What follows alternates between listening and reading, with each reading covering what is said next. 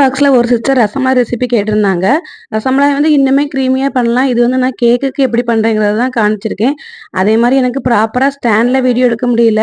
அதனால ஒரு கையில ஃபோன பிடிச்சிட்டே தான் வீடியோ எடுத்தேன். ரெசிபிய ஷார்ட்ஸ்ல சொல்றது கஷ்டம் தான். இருந்தாலும் ட்ரை பண்றேன்.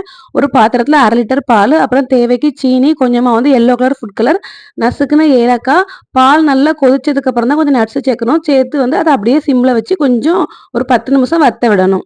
பாத்திரத்துல வந்து 1 லிட்டர் பால் எடுத்து அது வந்து கொதிச்சதும் ஆஃப் பண்ணிட்டு ஒவ்வொரு மூடியா வந்து நான் வந்து வினிகர் சேர்த்து மிக்ஸ் பண்ணிட்டே இருக்கணும். அந்த பால் திரிஞ்சு தண்ணி மாதிரி தனியா தெரியும். அது வரைக்கும் வந்து நம்ம மிக்ஸ் பண்ணணும். அதுக்கப்புறமா அதை ஒரு வெள்ளை கலர் துணியில வடிகட்டி கொஞ்சமா கார்ன்ஃபிளவர் சேர்த்து அதை கையை வச்சு நல்லா அழுத்தம் கொடுத்து பிசையணும். குட்டி குட்டி உருண்டையா பிடிச்சி வச்சுக்கணும். அப்புறமா ஒரு பாத்திரத்துல தண்ணி சீனி சேர்த்து நல்லா கொதிக்க விடணும். கொதிச்ச அப்புறம் தான் நம்ம செஞ்சு வச்சுக்கூடிய பால்ஸ் எல்லாம் உள்ள சேர்க்கணும். அது வந்து ஷேப்ல வந்து டபுள் மடங்கு பெருசாகி வரும். அதுக்கப்புறம் அதை வடிகட்டி வச்சு நம்ம செஞ்சு வச்சிருக்கிறது அப்படி இருக்குல்ல, அதுல போட்டு ஒரு 2 மணி நேரம் ஊற விட்டா ரசமலாய் வந்து ரெடி ஆயிரும்.